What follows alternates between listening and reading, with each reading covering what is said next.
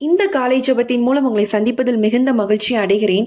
இன்றைக்கும் இந்த காலை வேளையில ஆண்டவர் உங்களோடு ஒரு வார்த்தை பேச விரும்புகிறார். ஒருவேளை உங்க வாழ்க்கையில நெறைய விஷயங்கள் நீங்க இழந்திருக்கலாம். நெறைய தோல்விகள் சந்தித்திருக்கலாம். இனி என்னால முடியாது, எல்லாமே முடிஞ்சு போச்சு அப்படின்னு கூட நீங்க நினைச்சு கொண்டு இந்த வீடியோவ நீங்க பார்த்துட்டு இருக்கலாம்.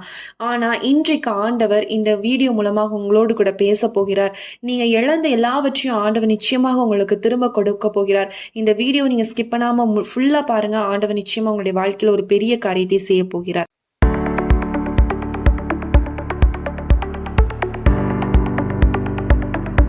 இன்றைக்கும் வேதாகமத்துல நடந்த ஒரு சம்பவத்தை குறித்து நம்ம தியானிக்க போறோம். 1 சாமுவேல் 14ஆம் அதிகாரத்தை எடுத்துக்கோங்க. அதை நீங்க வாட்சி பார்த்தீங்க அப்படின்னா, அந்த நேரத்துல இஸ்ரவேல் ஜனங்கள் ஒரு பெரிய பிரச்சனையில இருக்காங்க. பெலிஸ்தர்கள் ரொம்ப பலமாக இருந்தாங்க. அவர்களிடத்துல ஆயுதங்கள் இருந்தது, பெரிய படையும் இருந்தது. ஆனா இஸ்ரவேலிடம் பெரும்பாலானவர்களுக்கு என்னன்னா ஆயுதம் கிடையாது. ராஜாவாக இருந்த சவுலும் அவரோடு இருந்த ஜனங்களும் பயத்திலேயே இருந்துட்டு இருந்தாங்க. அந்த சூழ்நிலையில யாருமே எதுவுமே செய்ய துணியல. ஆனா சவுலின் மகனான யோனத்தான் மட்டும் என்ன பண்றாருன்னா வித்தியாசமாக யோசிக்கிறார். நம்ம பாருங்க, 1 சாமுவேல் 14ஆம் அதிகாரம் 6ஆம் வசனத்துல சொல்லப்பட்டிருக்கு. யோனத்தான் தன் ஆயுததாரியாகிய வாலிபனை நோக்கி, விருத்த சேதனம் இல்லாதவர்களுடைய அந்த தானையிற்கு போவோம் வா, ஒருவேளை கர்த்தர் நமக்காக ஒரு காரியம் செய்வார், அநேக பேரை கொண்டாகிலும் கொஞ்சம் பேரை கொண்டாகிலும் ரட்சிக்க கர்த்தருக்கு தடையில்லை என்றான் அப்படின்னு சொல்லி நம்ம இங்க பாக்குறோம். எவ்வளவு ஒரு பவர்ஃபுல்லான ஒரு வார்த்தைன்னு பாருங்க.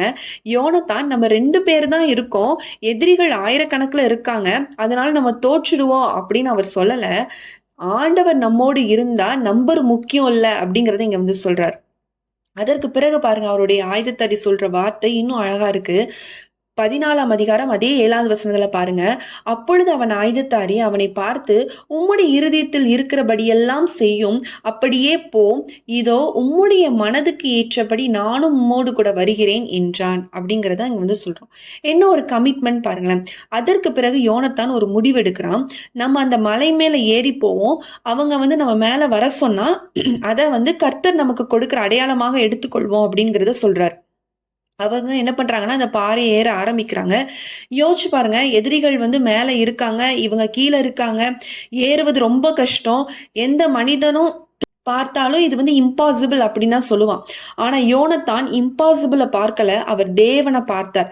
அவங்க மேல ஏறி போன உடனே தேவன் அவர்களுக்கு ஜெயத்தை கொடுத்தார். முதல்ல சுமார் 20 பேர் என்ன பண்றாங்கன்னா ஜெயிக்கிறாங்க. அதற்கு பிறகு என்ன நடந்துச்சு தெரியுமா?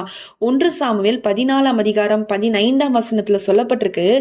என்னன்னா, பயங்கரம் உண்டாய் தண்டிலும் உள்ளவர்களோடு கூட தீல் அடைந்தார்கள் அப்படின்னு சொல்லி பார்க்கிறோம். பூமியும் அதிர்ந்தது, அது தேவனால் உண்டான பயங்கரமா இருந்தது அப்படின்னு சொல்லி நம்ம பார்க்கிறோம்.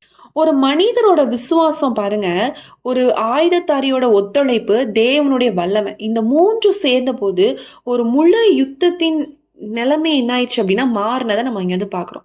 இந்த சம்பவத்துல இருந்து நம்ம என்ன கற்றுக்கொள்றோம் அப்படின்னா, முதல்ல ஒரு விஷயம், சூழ்நிலையை பார்த்து நம்ம பயப்படக்கூடாது. நீங்க தனியா இருக்கலாம், சப்போர்ட் இல்லாம இருக்கலாம், உங்களுக்கான ஒரு சோர்ஸ் இல்லாத ஒரு நபராக கூட நீங்க காணப்படலாம்.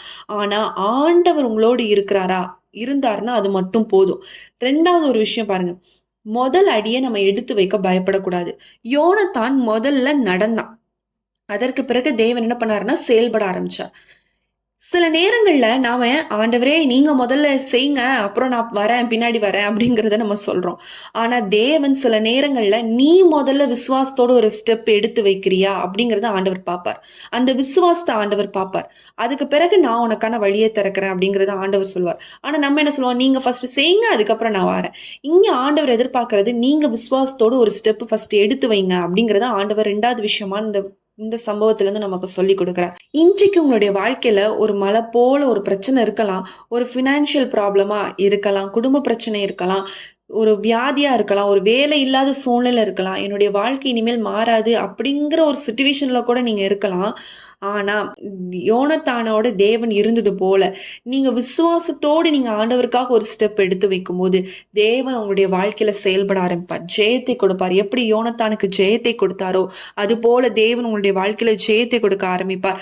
நீங்க பலவீனப்பட்டு இருக்கீங்கன்னா தேவன் பலத்தை கொடுக்க ஆரம்பிப்பார். கடன் சூழ்நிலை இருக்கீங்களா, இன்று ஆண்டவர் அந்த கடன்ல இருந்து தப்பித்து செல்லும்படியான ஒரு ஒரு வழியை வாசலை ஆண்டவர் நிச்சயமாக உண்டாக்குவார்.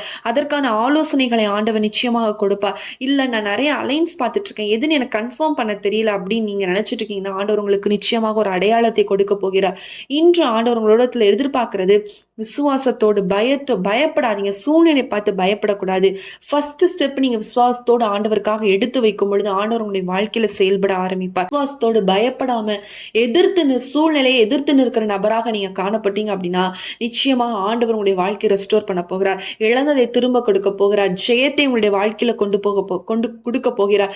எல்லாம் நம்ம கண்களை மூடி ஜெபிக்கலாம். அன்புள்ள இயேசு சுவாமி, அப்பா இந்த நேரத்துல கர்த்தாவை இணைந்து ஜெபிக்கிறோம், ஒவ்வொருத்தருக்காக ஜெபிக்கிறோம். அப்பா வாழ்க்கையில் அநேக ஆண்டவரை இழந்து நான் தனியா இருக்கேன், தனியா என்னால என்ன பண்ண முடியும் அப்படின்னு சொல்லி கேள்வியோடு இருக்கலாம்.